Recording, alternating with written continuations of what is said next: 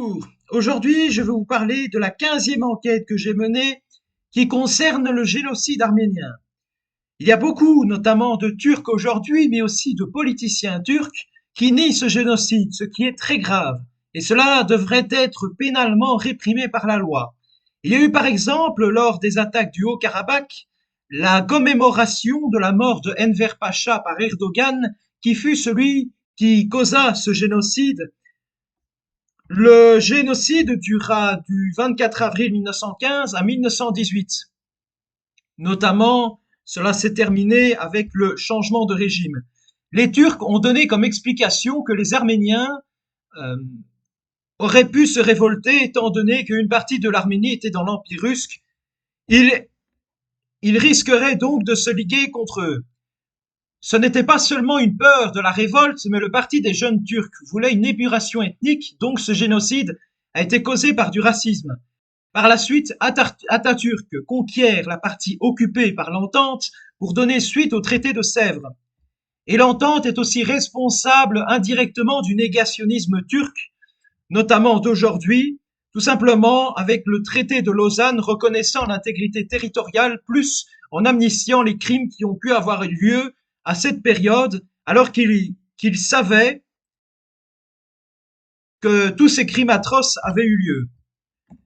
Finalement, le trio des pachas seront assassinés en exil.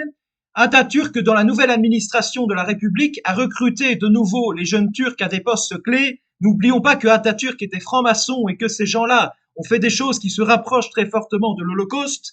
Et donc, ils sont fascistes. Et donc, la franc-maçonnerie est liée au fascisme, tout comme au communisme, ce qui prouve bien que ces trois mouvements sont liés au satanisme. La France, qui est un pays gauchiste, depuis 1968, est gangrénée par celui-ci. Il faut le souligner que, notamment, la France a eu l'audace, avec des prétextes géopolitiques bidons, de ne pas emmerder la Turquie avec l'affaire du génocide jusqu'en 2001. Juste parce que la Turquie était, durant la guerre froide, un allié de l'OTAN face à l'URSS. De même, dans ce pays de France, en 2011, il y avait enfin une loi condamnant la négation du génocide arménien, mais évidemment, étant donné que les Turcs sont des extra-européens, le Conseil constitutionnel, cette mouche à merde au service du pouvoir, a censuré le texte de loi au nom de la liberté d'expression.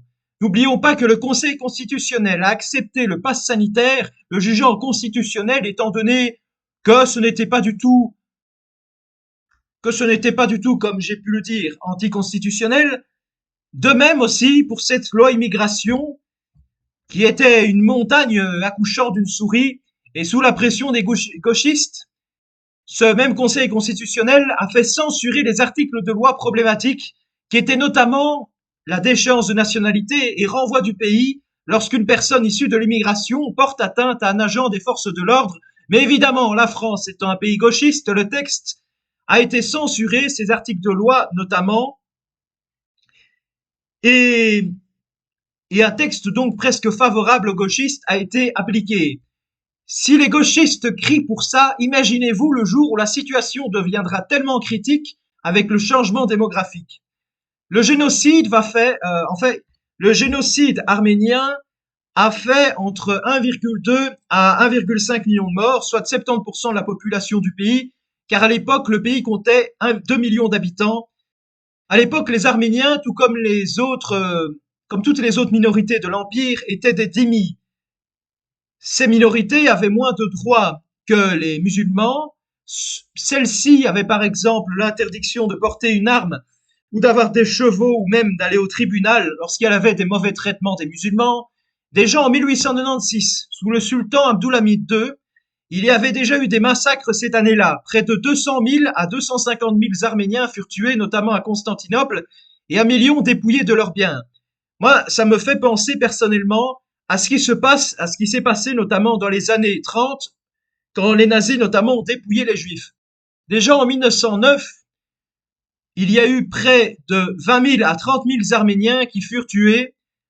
Le génocide arménien va commencer par le massacre des élites arméniennes de Constantinople. Le génocide arménien aura lieu notamment dans le désert de Syrie, où beaucoup d'entre eux vont mourir de fatigue, et puis les rares qui survivaient étaient envoyés dans des camps de concentration. Voilà. À très bientôt pour une prochaine vidéo.